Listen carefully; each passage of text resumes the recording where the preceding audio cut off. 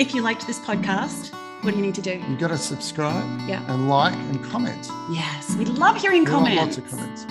We love them. Love it, because then we get to comment back rather than just talking to ourselves in the comments. Yes. Yeah, sometimes it's a bit just Richard commenting, me commenting. Okay, so thank you everyone, and we will see you soon. Hello world. Hello everyone. This is Voices to Dream. Suzanne Mann, the Hello. delightful Suzanne Mann, with us again today. Good morning. Co-host extraordinaire. Good morning. And myself, Richard Harris. And we're just very excited again to be here and speaking to a couple of amazing guests who I think will be really interesting. And I'm going to throw over to Suzanne to introduce these fantastic guys. I told Richard that I had to welcome these two because I love them. You know, I was thinking this morning about how there really is always a light that comes out of the darkness. And for me, Terry and Michael are part of the light that came out of COVID lockdown, because it was through the COVID lockdown period that I met these two amazing gentlemen who, for me, epitomize people who are willing, people who set goals, who really, you both set intentions and go for it. You make it happen. And the thing is, though, that they're intentions that are filled with love. And I have been touched by that ever since I met you guys. So I'm very proud to welcome Terry Opalak. You're going to have to give a wave so people know which one you are, Terry. That's me. And Michael Frontier, my fabulous friends from Chicago. Yeah. I was just enthralled by your introduction and humbled by it. I was just listening. Are you talking about us? Yeah, I was like, who are these guys? I want to meet them. I'm sorry. Yes, I'm Terry. And I am Michael. Yes. Well, it's great to have you guys. Thank you so much for having us. Thank you. Great pleasure. We're not going to forget the check-in today. We're going to do the check-in. And I understand you guys are familiar with the concept. So I think we'll start with you, Suzanne. How are you checking in? Okay. How am I checking? I'm checking in really well this morning. I really am. I am seeing the light today. Mm-hmm. And it's a beautiful day here. I'm really feel touched to be surrounded by beautiful friends. And so I'm feeling good, and I'm really looking forward to this conversation because I know how interesting these two guys are. Right. Well, that's good. Maybe I'll throw to Terry. How are you checking in today? Richard, thank you. I'm doing well. This is my second meeting on Zoom today. Wow. The first one was with an organization I work with, and we're talking about diversity, equity, inclusion, and belonging, and exploring all that. So I feel like I'm really primed for our conversation today, and excited to be here, because no matter how far the distance, right now we're connected, and that's a really cool thing. So I feel great. Thank you. Fantastic. And Mike, how are you doing? How are you checking in? I'm really well. I spent the afternoon with the two of you. I took an 8-mile walk, and I had my headphones on, and I listened to the podcast. Oh, wow. With Deborah, which was she sounds like a riot, somebody that would be fun to hang out with. But it's actually really cold here in Chicago, but it's sunny, and the lake was perfect and just gorgeous. And for me, walking, it's like a meditation. It is a meditation, and just very calming and very centering. So I'm feeling wonderful. Fantastic. I hope you're not sick of us by the end of this podcast. No. Not at all. No, I showed up. Here I am. Oh, fabulous. And Richard, how are you checking in? Yeah, I did wake up at 5 o'clock. This is like 3 hours ago with reflux. This is a sort of sign of turning 50. I don't know, 9 this year. Bloody hell! But apart from that, pretty good.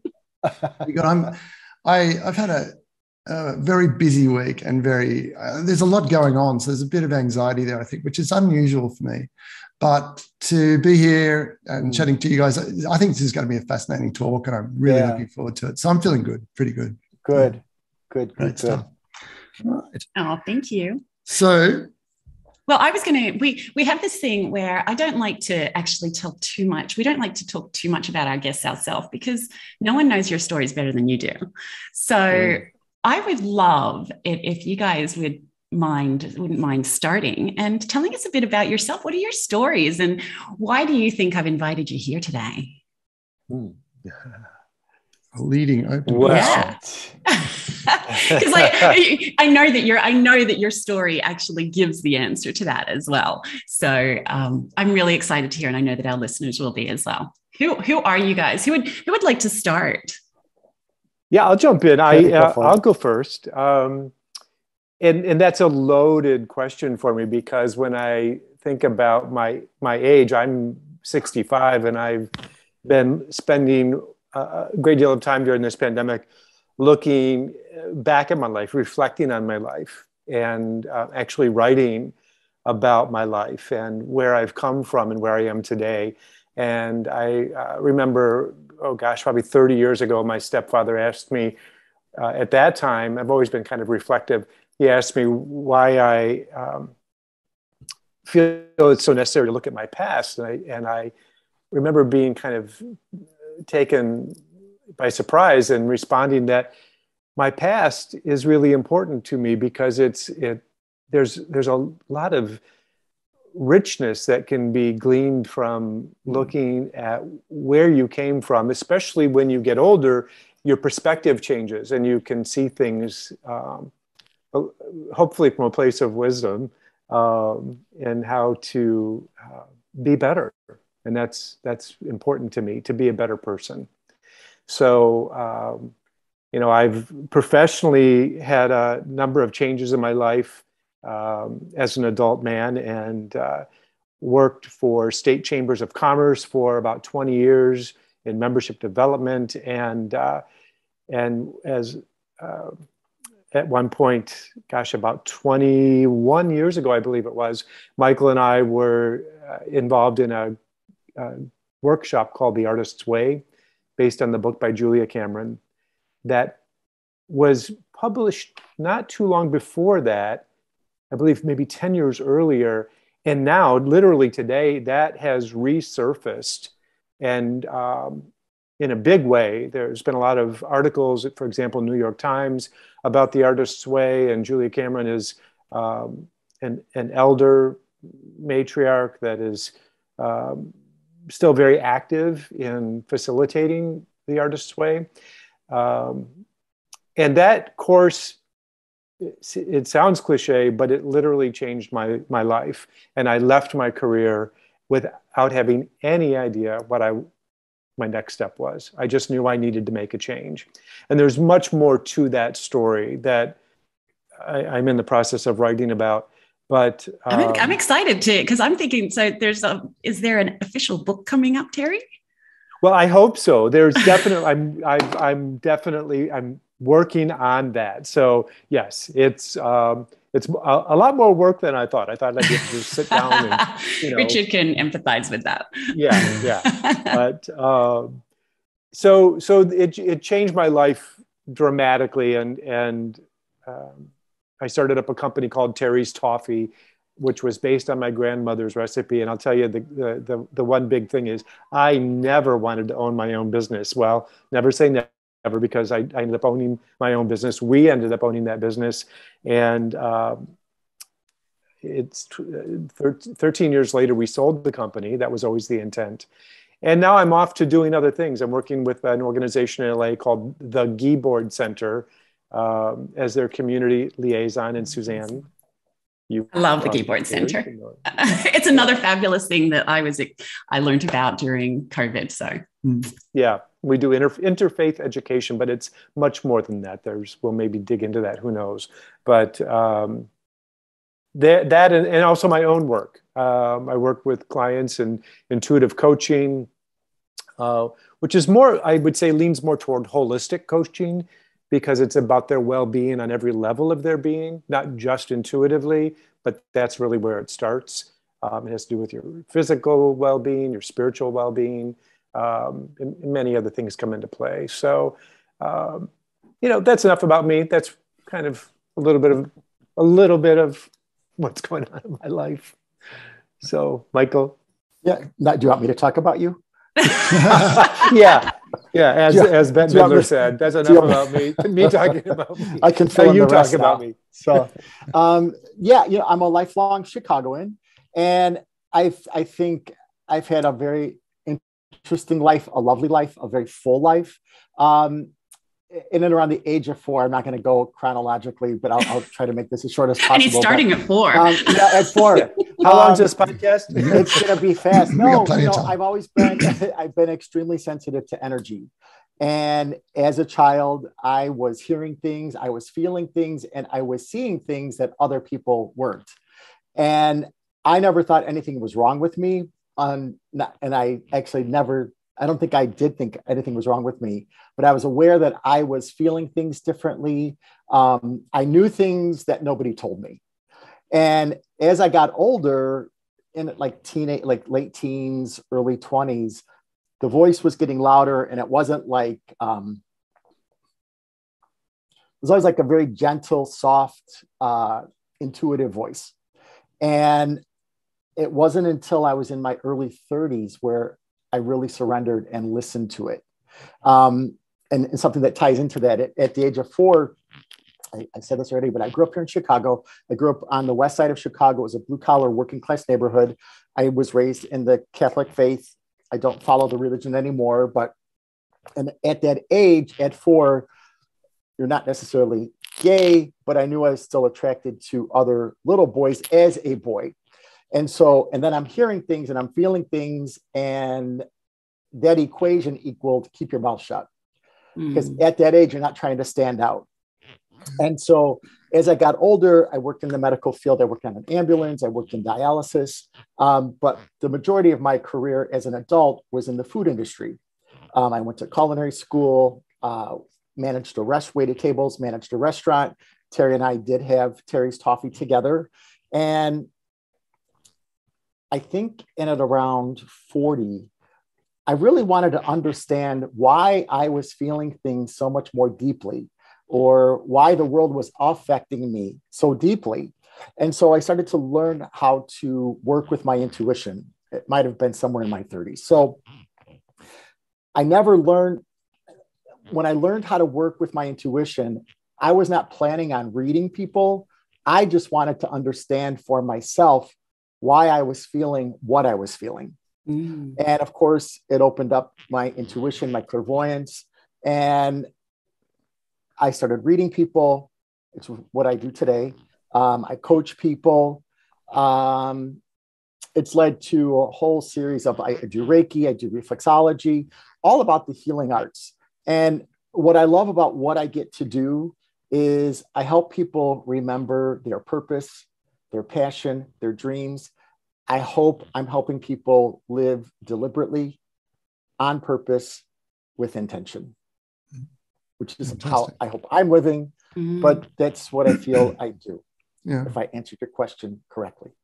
Oh, no. See, well, I told you they were interesting, aren't they? Yeah. I actually have so many questions that come out of that. Yeah. And I just wanted to say to Richard, you said you've been feeling anxious this week. And, for all of us, the past 2 years, it's upended with COVID. And it's like we had 2 days of, so here in Chicago, they've lifted the mask mandates. We're now able to go out, to the gym, to a bar, restaurant, whatever, without masks. And it felt like, 2 days of like freedom. And then Russia invaded Ukraine. Yeah. And so as an empath, and we're watching the sadness unfold in real time. Yeah. So like, I really am fine. My brain is really tired because not only can I see it, but I can feel it. I can feel what the people are going through. I'm here in Chicago. I'm watching something that's happening thousands of miles away. And I'm saying this for Richard as well. So yeah, I think we're all feeling anxious and tired and burnt out, and it's exhausting. You know this better than us, but we're not meant to live with so much, witness so much sadness. And there's definitely this background of the world in chaos and in anxiety, isn't there? And then, then I lost my wife a couple of years ago and just, you start to accept that that's that, but there's definitely, and then a whole bunch of things start rolling together. But it's great that you're in the, you're directly dealing with, helping people through that in a very practical way, which is fantastic. Yeah. You guys are healers. You're that's whole part of your thing is healing. And well, I guess, and although this is sort of a bit of a question for later anyway, but just in touching on that right now, what's some advice? Like what advice would you give people, when we are in this situation, and especially people who are sensitive to what's going on, who are really feeling that empathy, what do we do? Well, I think, part of it is I've always known what to do. I think we all have a greater knowing of what to do, but we've kind of lost our connection with that. And one of the things that helped give me the language to explain to people what to do is the compassionate integrity training course that we all went through, and where we met Suzanne, because being dysregulated, knocked out of your resiliency zone, or knocked out of the place where you feel like you're you, like you feel like you're not you anymore. Something's missing, something's off track, something's gone, is truly the exercise of mindful breathing. Is one of the most important tools I use with my clients, that you can do that in the middle of chaos, and no one needs to know. You can be in the middle of a room of 1,000 people, and there can be chaos going on all around you, and you can slow things down and connect with that greater knowing, that sense of calm within, through mindful breathing. Yeah. And sometimes you can know these techniques and aware of how good they are, but you forget to do it, or you're just not in the place to actually use those. So you need people to remind you and educate you about them. Yeah. As simple as it is, it's not something that you always are ready to grab that tool, especially when you're dysregulated. Yeah, it's hard. That's the practice. That's the work. We always, I always remember the analogy of, if you want to get big muscles, you don't just go out and lift, 20 kilo weights. You actually have to, you have to start small, and you have to practice. Right. You have to, you have to do the work. And I think that so often with, whether it's meditation, mindful, which mindful breathing is a form of meditation, but all of these things that have to do with your mind, so many people forget that it actually takes practice. And if you do it once and you haven't got to your Zen place, you don't just give up. Right. Yes. And before you even start the practice, you have to have the tools. Yeah. Sometimes somebody has to show you or remind you of the tools, or give you a new tool. Right. Well, and I was going to add, I'm sorry, my dad was in the hospital. He's passed, but about 20 years ago, and what Richard just said, all the tools that would help me, of yoga and going to church or meditating or journaling, I couldn't get to, because he was in the hospital for 9 months. And, even me, who does all of this work, I could breathe in the car. Of course, I could quiet my mind in a waiting room, but the things that really could help me, I just couldn't get to. And I had to modify, because I could tell, feeling dysregulated, that, I'm not connected, or everything's really heightened, and the anxiety was super, super high. So even people who practice this can sometimes forget. And I think it's important to put that out there as well, because we're all human. Yeah. We're human, and it's being gentle on ourselves. Yeah. So I'm going to, oh, sorry, Mike. No, please. As all of you guys know, anyway, I'm my other alias is the challenge girl. So I'm going to put a challenge out there to all of our listeners today. Maybe to switch the news off 5 minutes early, or switch it on 5 minutes later, and maybe just do some mindful breathing. Like it. Take 5 minutes to do that instead. And very practical. See how we go. That's my challenge. That's my challenge to you. As well. Okay, we kind of know what mindful breathing is, but maybe the guys can just explain what will you do in that 5 minutes, or maybe how would you recommend doing that exactly? Yeah, for me, Richard, it's first becoming aware of your presence in this moment. And an easy way to do that is to be connected to your body, your physical body, the chair you're sitting in, or where you're standing, or the room around you, or wherever it is, to simply become aware of where you are in the present moment in your physical being. Because the mindful breathing, what that exercise does is help calm the body and calm the mind. Yeah. So by, you don't even have to close your eyes, but many times with my clients, I suggest they close their eyes and become aware of their breathing, which often is quite shallow. It's usually like in our upper chest or up in our almost in our throat. Yeah. Which reminds me of a great book by James Nestor called Breath. The name of the book is Breath. I always confuse it with breathe and breath. But Breath. It's a fascinating book about the practice of breathing correctly. Yeah. We don't breathe correctly.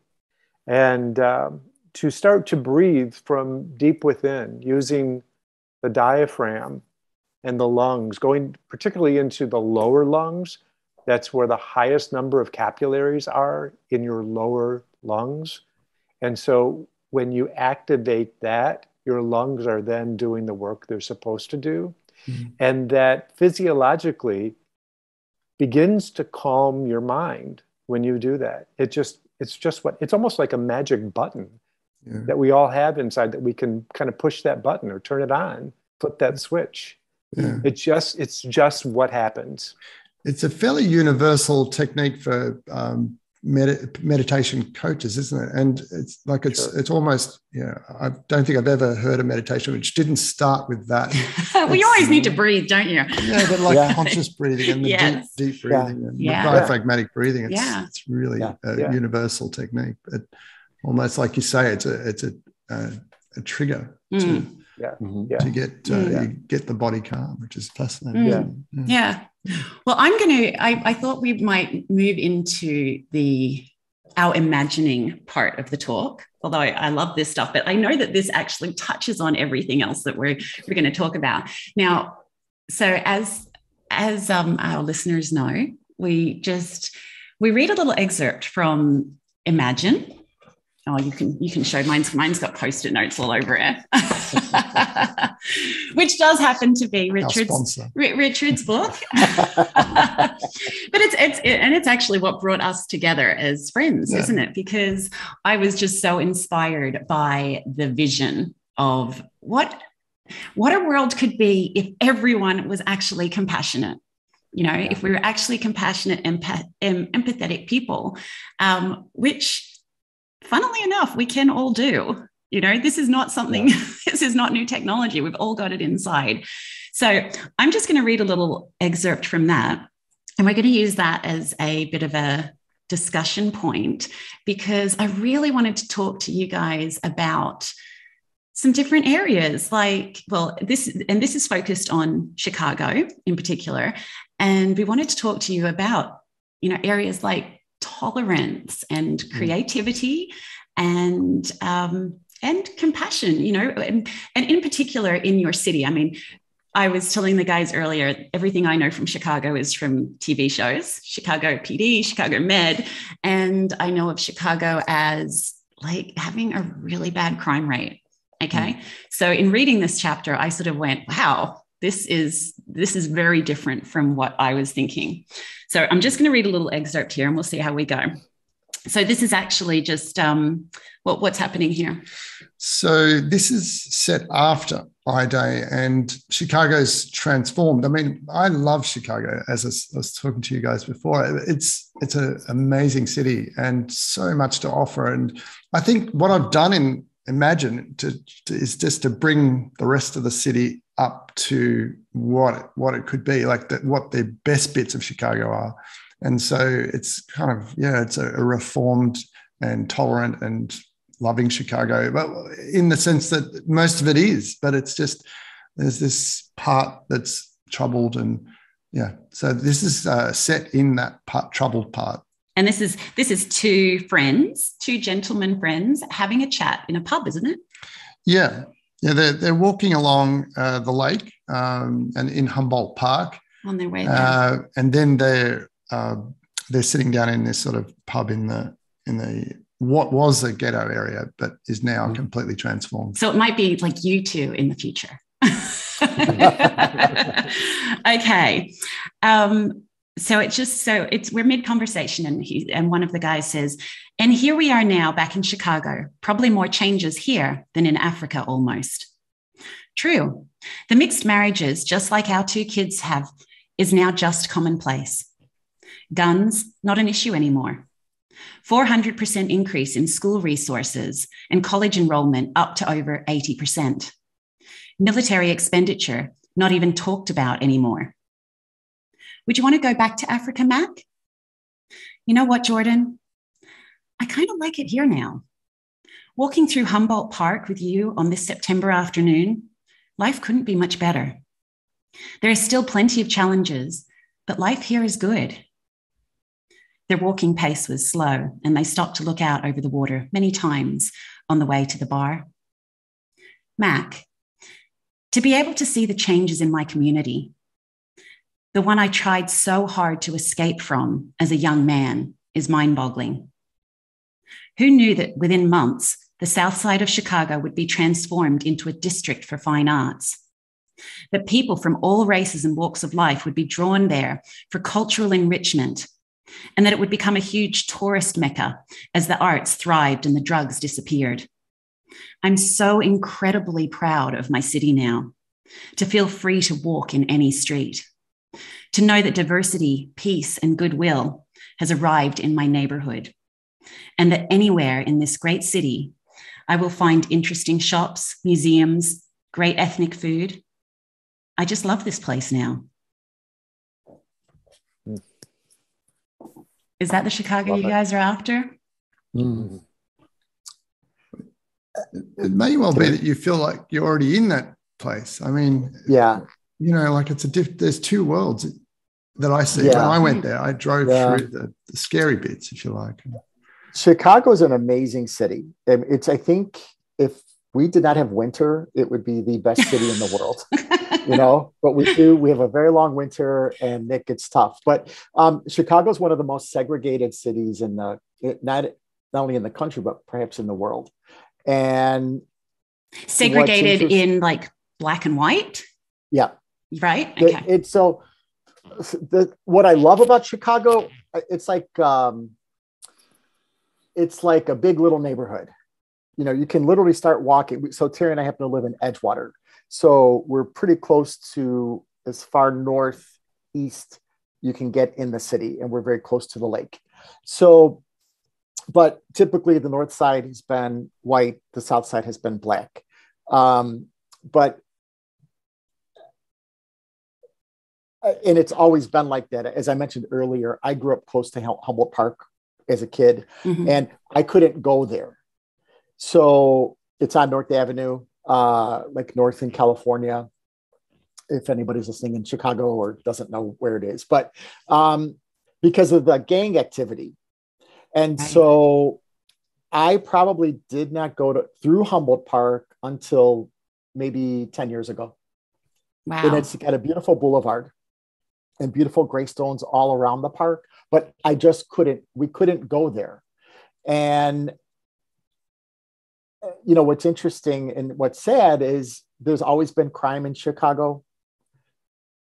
It's happening everywhere. So it's not just in Chicago. And I'm sure you're hearing about these smash and grabs up and down Michigan Avenue. It's happening in California, New York. It's happening everywhere. I'm not sure if I'm answering what you wanted me to answer, but I wanted to share this with you that about a month ago. So I was driving on Lakeshore Drive 2 months ago. I was driving on Lakeshore Drive and I was going south, and a we used to live in Lakeview, and I remember the lake was to my left. I was driving south, and so east, and to the west, right of me. I just remember turning and looking at Diversey Harbor, and it's the first time ever, ever, ever that I did not feel safe in the city. I'm 59. So I think, Richard, you're taking my space at 59, and I'm going to be exiting this age soon. But it's the first time ever that I just had a really funky feeling about the city. And Chicago is amazing. Please, if you're listening, please come visit. But it's the first time that I felt like uncertain. I wasn't sure, Chicago could easily follow in the footprints of Detroit. Really? And I hope not, but I think what's bothering me more so now is the random acts of violence. They're unprovoked.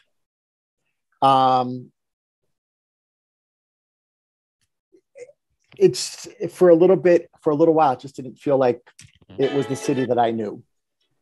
So, sorry about reading. that. No, that's okay. Very with what you had written in your unprofessional. book, Terry and I live in, I could not live in an all white neighborhood. I could not live in an all gay neighborhood. Where we live, it's diverse, economically.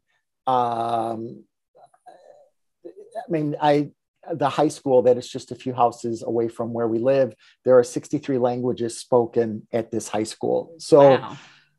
Which is pretty cool. So, I hope I'm contributing by creating this beautiful future, by helping people tap into their potential and understanding, what can I do? I think people are afraid of doing something because they think it's got to be these huge, grand gestures. And sometimes it's literally me just taking care of my little pocket. Yeah. That my little pocket right now is my home, my husband and myself, that I've slept well. I had a good meal. I'm kind to people. I always think about, you never know what someone else has going on. For a while, our front yard is landscaped. It's pretty. It looks nice. And I often thought when the kids were walking to school, maybe that's the prettiest thing that they're going to be able to look at today. Nice. So that was from 20 years ago, but I thought, well, that's my contribution then. Yeah. And my contributions have changed throughout the years. But, you're asking great questions, and I do hope, and the potential is there to create that world. And for Terry and myself, that's the world that we live in. Yeah. We are inclusive. I think the problem is people are afraid of the other, but when you stop and pause and realize we're all the other to someone, pretty much everyone, that we're more alike than we're not. Yeah. That's what I'm trying to do with the work that I do. Yeah. So it's a tough one, and in the current situation, and it's sad. Yeah, it's sad. If we look at it, so this is where, it's also where we like to play. Well, I was going to say God, but not really God. We like to play head of the world. Yeah. And you guys know all about systems, and I guess this is where I really love to have a bit of a brainstorm about how do we make this happen then? If we ruled the world, if the four of us were given the power today to rule the world, and as you say, this is happening all over the world, there's intolerance, there's crime, there's drugs all over the world. What would we do? What would we do to say, this is the change that we would want to make? I'm putting that out to you guys so that you get to answer it, because it's a bit hard for me to answer. Well, go ahead, Michael. I was going to just say, I think part of the problem is control. People trying to control the other. And for me, it's celebrating our differences. We are not all alike. It's true. That's a good thing. And you know things that I don't, and I know things that you don't. And what we don't know together, we'll figure it out. So I don't know, that's simplistic, but how do we bring it together though? How do we try and, I mean, it is such a hard thing. Because people are scared, aren't they? There's this fear, and it's so tough. But I guess it's those little, maybe it's those little connections. It's conversation. Yeah. It's just simply learning where people are coming from, why they think what they think. Obviously, you're aware of our political climate. And it's always been there. It's just that the lid got lifted and that darkness is being brought to the light. So I think it's through conversation. It's helping restore hope to people who feel hopeless. And how do you do that? You listen, you see them, you recognize them, you validate them by just holding space for them. Mm-hmm. Well, I'm going to jump in if I could. When you read that, Suzanne, and your also that and your question about ruling the world, how would we imagine things or do things? I think in some ways Chicago already is what you've written about, Richard. Yeah. In many ways, it's there. It's always been there. Yeah. I'm kind of the eternal optimist, and I try to look for the peace and the good in people and in situations at all times, even when it's challenging. I try to look for the good. And I think one of the most, to go to ruling the world, I think as a business owner, one of the many things I learned that I hope to include in my writing is that, I wasn't the kind of boss that was like stood over people and said, you got to do it like exactly like this and now do it. Although there is a certain element of control, it was more about supporting them, encouraging them. Certainly the systems had to be in place and you have to follow the systems, but the systems can possibly be better if we bring people together and truly listen to one another. And particularly in the differences that we have, we can come to understand that our differences are actually our strengths, not our weaknesses. Yeah. But a lot of it is perception. So how we perceive things really plays into it. And yes, the world is really tragically crazy and difficult right now and challenging for us all. But I think if we shift our perspective, even just slightly, that we will shift our trajectory. Yeah. And that is the challenge that we all face. But it's the work that we have to do. Mm. Yeah. I guess at the moment, pretty much those two worlds are still very much separate, like the South Chicago and North.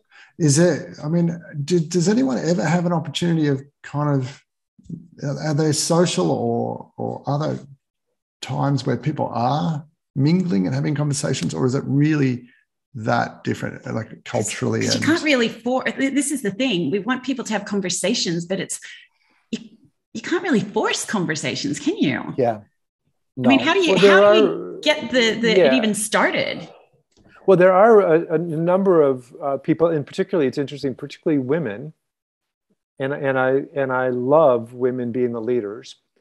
Me too. There are some, really, truly. I think we're really missing that, not only in our city, but even though we have a female mayor, but in our city and in our world, in government, and so there's some women who have founded and or are on boards and deeply involved, not just sitting on the board, but actually actively on boards of nonprofits here in Chicago that are on the south side, the southwest side, that are going in there and doing the work with the young people to help help heal trauma, to help bring people together, to under this umbrella of diversity, equity, inclusion. In my language, diversity, equity, and inclusion equals belonging, because we all desire that sense of belonging. One of the things I learned again while running my company is that I spent a good part of my life trying to fit in. And I realized that what I really wanted was that sense of belonging. And I think that's what we all desire, is to feel like we belong with one another, that interconnectedness. So there are, you know, people doing the work literally in these neighborhoods where it's tough in Chicago. Yeah. And I was going to say, well, that's one of the things that we mentioned earlier, the Keyboard Center that Terry's part of. And for me, that was such an eye-opening experience being involved with them, because they, again, are for me leaders. So just to explain to Richard and our listeners, so as Terry said, the Keyboard Center is all about interfaith connection. And so I've been able to sit in on the Zoom calls and just being able to hear these conversations and hear these stories of people from completely different faiths. You know, there'll be a Jewish person, a Muslim, a Orthodox. You know, but there's, for example, one focus, you know, of the stories for that week, and just to have that reminder, which, as Michael was talking about, that we are so different. So you're learning from these stories and you're gaining wisdom from these stories, but yet you're also coming back to the fact that we are so similar.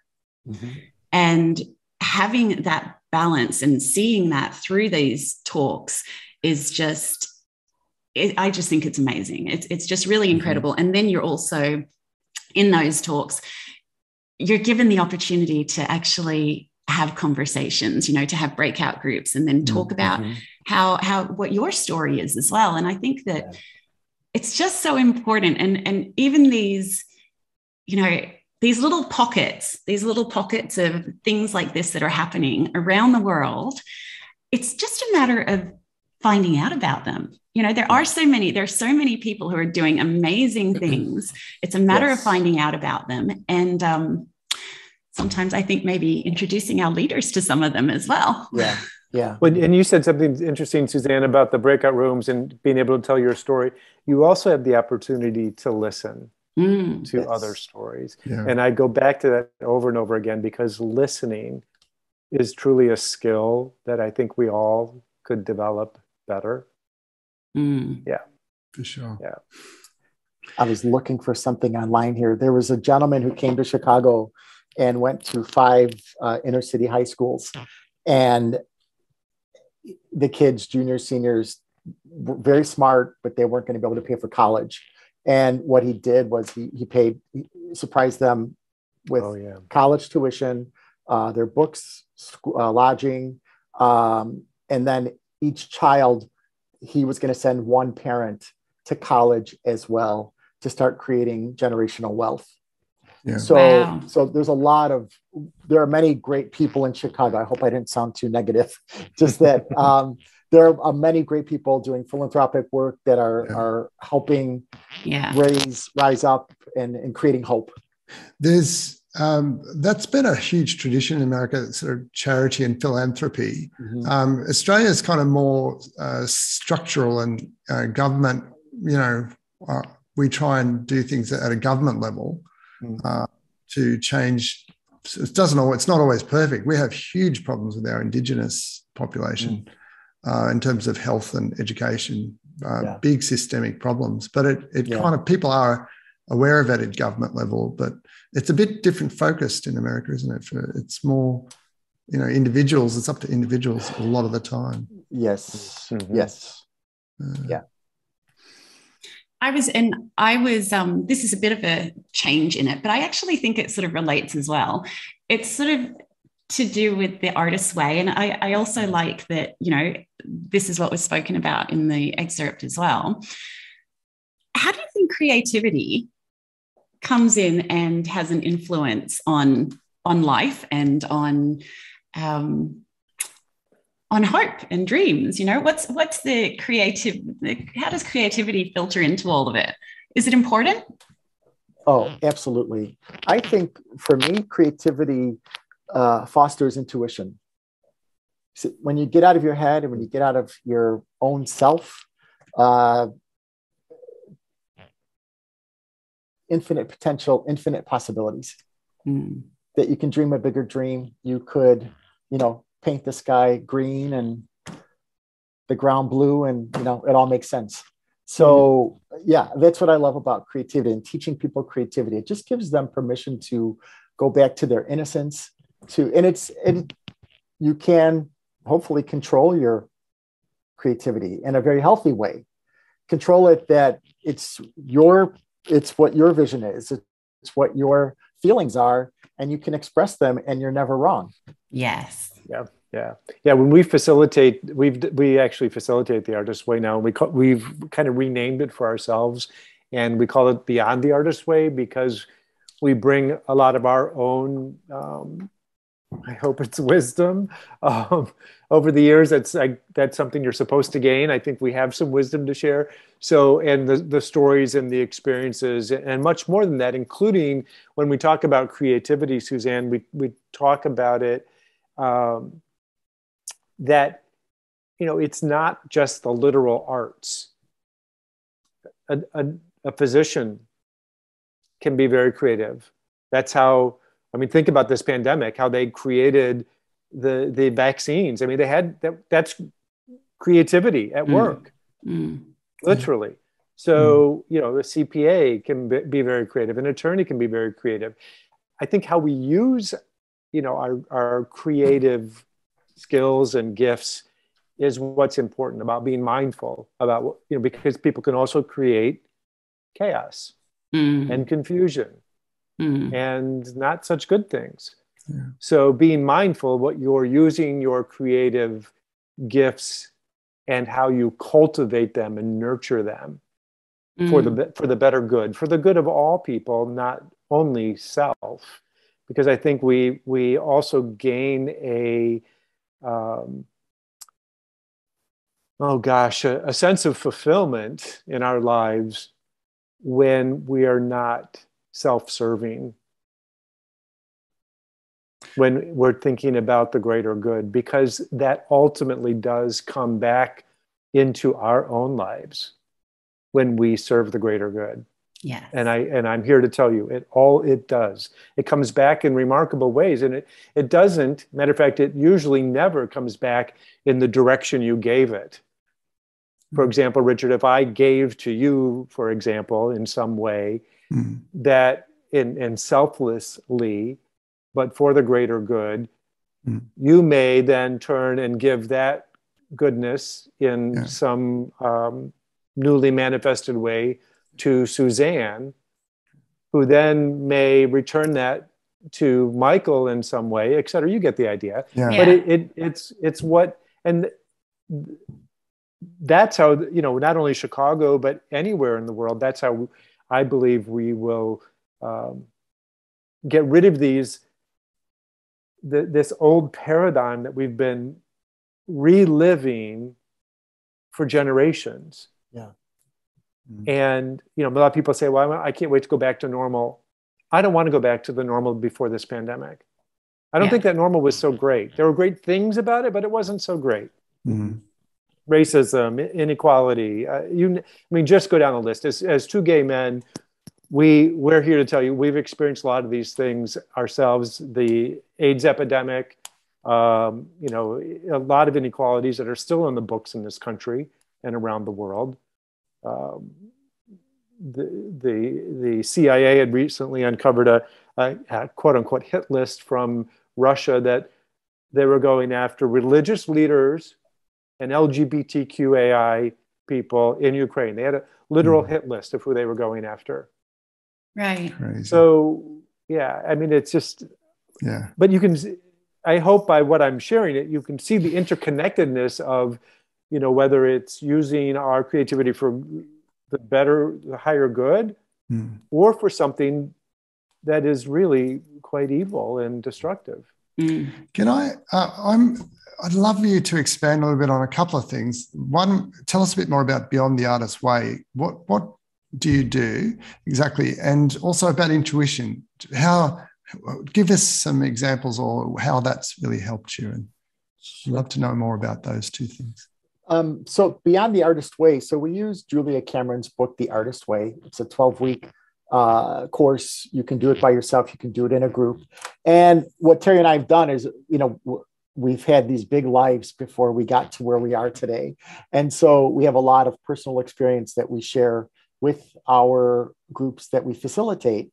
And I think part of what you had asked earlier about creativity, there's a lot of shame being released throughout the course, through people's art, that expression, that how parents look down on their kid for, a little boy liking a doll, or the girl wanted to play with a truck, whatever it is. But so it's recovering a sense of self. I also think when I took the Artist Way class the first time, I actually used my clairvoyance as my art. And the facilitator didn't necessarily know what to do with me, but I knew what to do with me. And that book helped me release any feelings of I can't or I'm afraid. And connecting with intuition, it's a natural sixth sense. Perhaps not the four of us, but a lot of adults teach their children not to trust themselves or to put their trust outside of themselves. And so simple, intuitive tools that you can start using, Michael, I want to just jump in and say something really quickly. I'm so sorry to interrupt you, but I just have to say that, and I've never shared this before, I don't believe, Michael, that every time you tell that story about the Artist's Way and your intuition being the gift that your creativity, I'll never forget that we were in our church, Unity in Chicago, in an art gallery section that the church had, off the sanctuary was literally an art gallery. They'd show different artists each month, and it was just beautiful, a beautiful space. And we had a kind of our recital, so to speak. I don't know any other way to put it, for all the people in the class. And I painted, and my paintings were hanging on the wall, and other people's artwork, because the Artist's Way that we took was all about art. Yeah. But Michael, his art was his intuition. So Michael stood in the room and did readings on a crowd of people. I think there were 30 or 40 people in the room.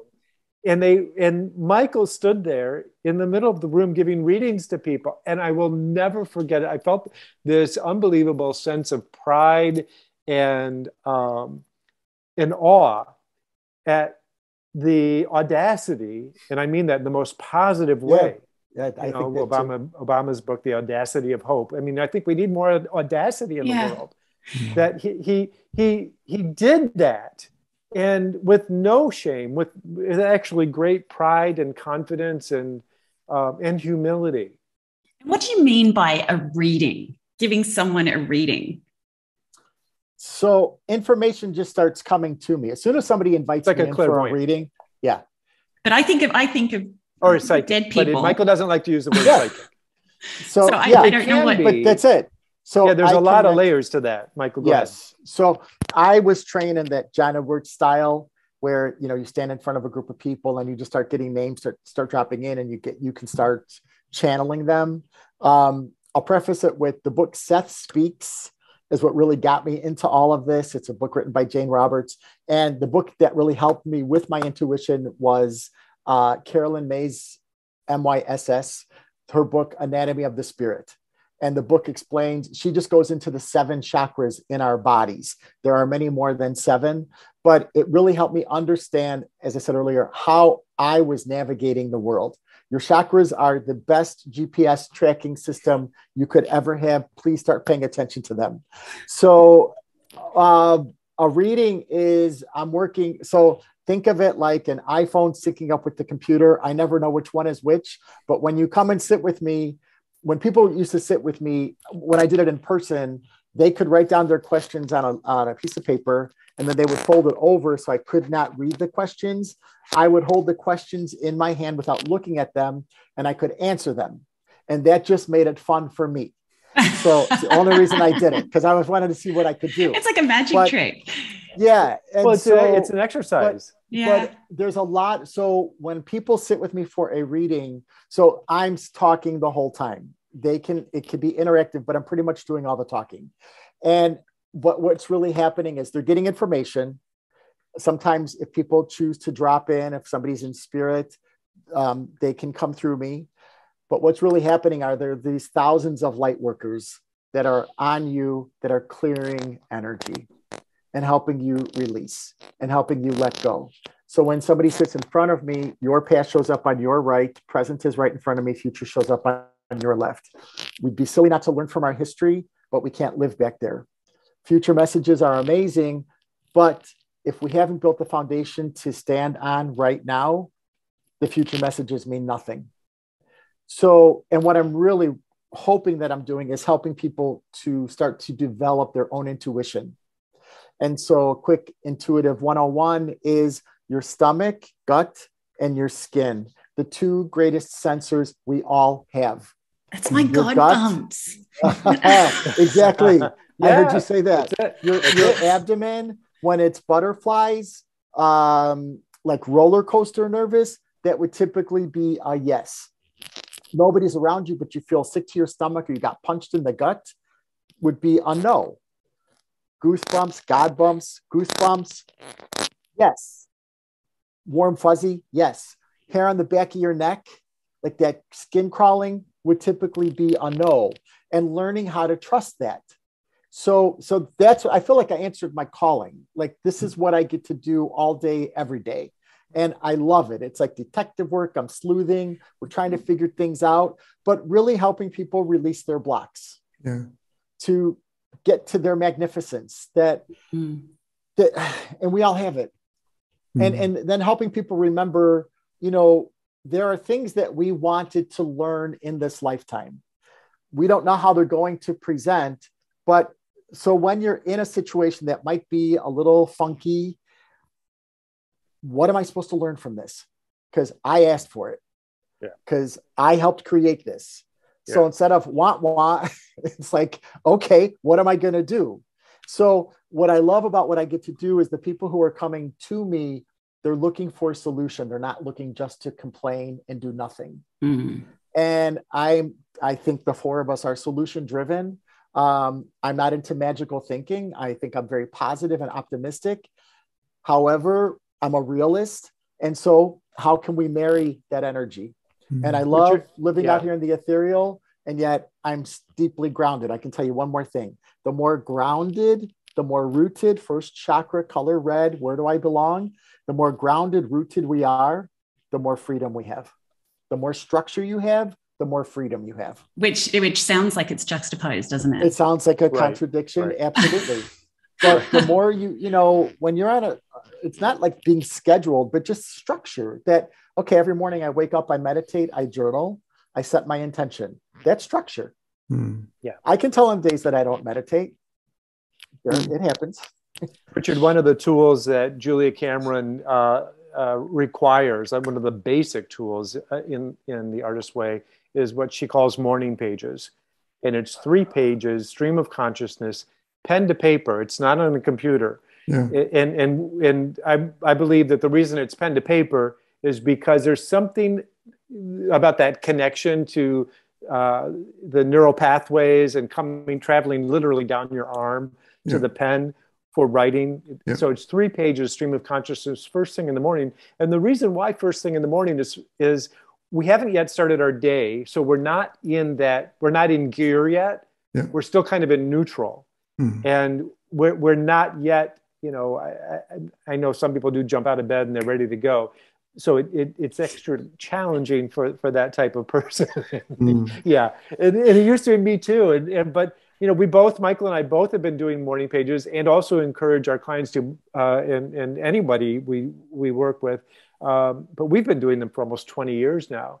And that's how Terry's Toffee was born, was literally out of my morning pages. It was an argument that me in human form was having with greater consciousness, higher knowing, whatever you want to call it. It literally was an argument. I don't want to start a business. I said, no, you need to start doing this. And it was like, no, And I argued for a week before I finally took the steps to do it.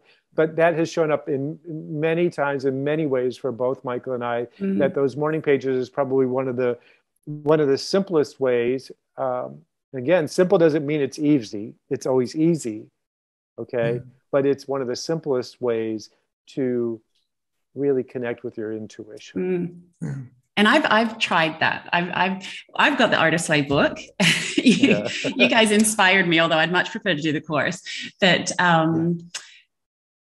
doing those morning pages again is an example of something that took practice. It was really difficult for me to start. And just this whole, when Terry first told me about like stream of consciousness, and when he's saying that he was having this argument with himself, that's actually what you're putting down on paper. Like you're just writing. And I had never just written like that, you know. It was messy. It was, I didn't even really know what I was writing, but just whatever thought was coming into my head at that point in time, I was writing down. And it's such a different experience, and it's really quite freeing. But I sort of wanted to, I guess what I also wanted to do was just mention, because we like to, you know, we want to leave everyone, which I think we've actually left everyone with so many different good ideas as to what they can do right now. I've got a whole bunch more questions too. Oh, really? Maybe there needs to be a part 2. I know. You can come back. We can give this to people and then come back in like a month and do part 2. The thing I wanted to mention was that for me, the listening, Terry was really talking about listening to other people. But one thing for me as well is the whole thing of listening to myself, learning to listen to yourself. That's it. And with creativity, the thing that when I was a perfectionist, I'm a recovering perfectionist, and that was what really got me down.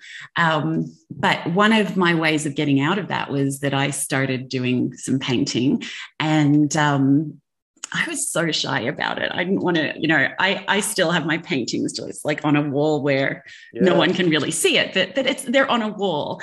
And being creative, though, taught me to stop being so judgmental of myself. Stop judging, you know, I can quite easily not judge other people, but I judge myself like anything. Right.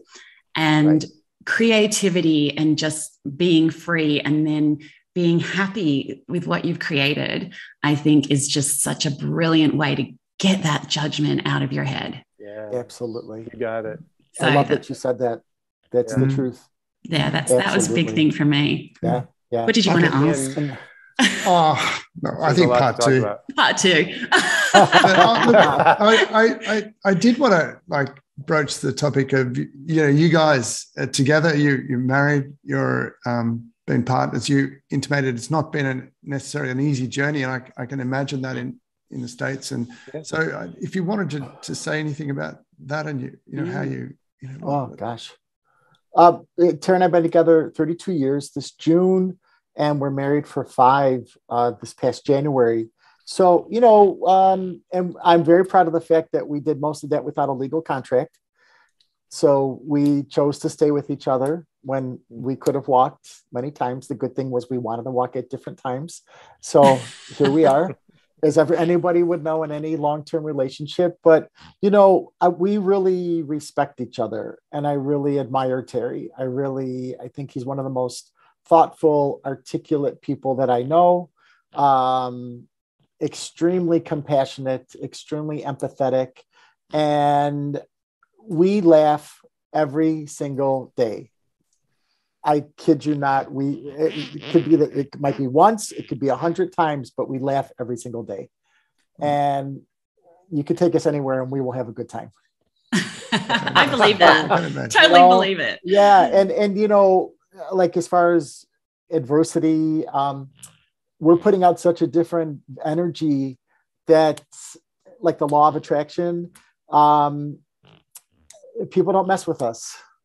Yeah. I'm not into magical thinking, but our energy together is extremely powerful, and we just don't have time for nonsense. You know, I don't know. I don't know if I answered your question, but that's the first thing that came to mind. Beautiful. Yeah. Michael showed me a post the other day. I don't know why this is coming up, but the post, and Michael, well, you'll probably correct me if I don't get it right, but it was about the beginning of a relationship. You want to spend all your time with the person, and long-term relationship, it then grows into your knee is on my side of the bed. I know that's something close to it, but we've been through it all. We've been through everything. I mean, not only or you're in my bed. Yeah. Why are you in my bed? Yeah. Well, here's how I look at it. At the beginning, you know, we come from we have this tribal language. Yeah, we have this tribal language that we grow up with. How do you communicate in your own family? And then you meet somebody and you're two tribes trying to figure out how to communicate. And it's not always easy. And things are misinterpreted and misunderstood. And there's a lot of forgiveness involved, a lot of communication, but a lot of forgiveness of self, forgiveness with the other. And, you know, I feel some days like we're just at the beginning of, you know, like, so much more, and feel excited about our relationship and the freedom that we allow one another to be yourself and to grow and change and evolve, and to respect that in each other. At one point we were in couples therapy, you know, many years ago, and the therapist shared with us that it's not about being right in a relationship. No. It's not about being right. I'm right and you're wrong. But I'm always right. We'll just keep that between us. We won't tell anyone else.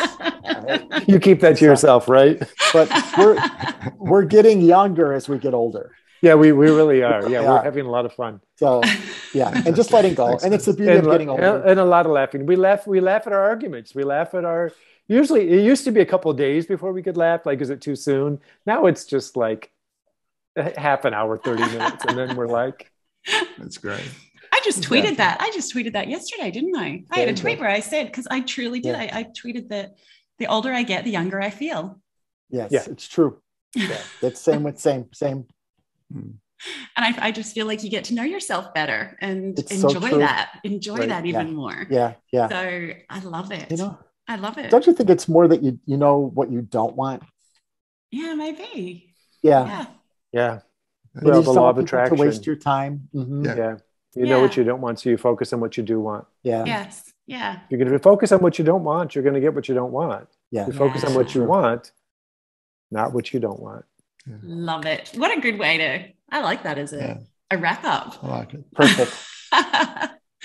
Well, we are so grateful for having you two with us. Thank you so much. I feel like... Thank you for having us. Thank you for having us. I'd love to be able to turn it. It does. I know, because we didn't even get into stuff like Reiki. No. And because Richard and I were sort of going, Richard's going, what's Reiki? And I know. I can't. Well, I sort of went energy healing. But anyway. Yeah. Anyway, we will have to, that is a conversation for another time. We need to know if people would like to contact you and avail themselves of your wisdom and help and health advice, and how do they contact you and see you guys? My website is michaelfrontier.com. And on Instagram, if they want to follow me, I do a minute message on Monday. My Instagram handle is Michael_Frontier. Fantastic. We'll put my website is banners up I'll there have that. for people. Okay, cool. Yeah. Terry.opelek.com. I'm sorry, terryopelek.com. And I'm on Instagram and Twitter and Facebook at Terry Opelek. So Beautiful. I'm Michael Frontier on any social media. It's very simple. Twitter, Facebook, you'll find me. Beautiful. Terrific. Oh, thank you guys. Thank you for being with us. Thank you so much. Thank you. Enjoy your afternoon. It's been fun. You too. You too. Enjoy your day. Yes. Okay. We're sending the sun your way. Thank you. Okay. Thanks, guys. That's it. Oh, actually, I always forget. If you liked this podcast, what do you need to do? You've got to subscribe, yeah, and like and comment. Yes, we love hearing comments. Lots of comments. We love them. Love it, because then we get to comment back rather than just talking to ourselves in the comments. Yes. Yeah, sometimes it's a bit just Richard commenting, me commenting. Okay. So thank you, everyone, and we will see you soon. Bye.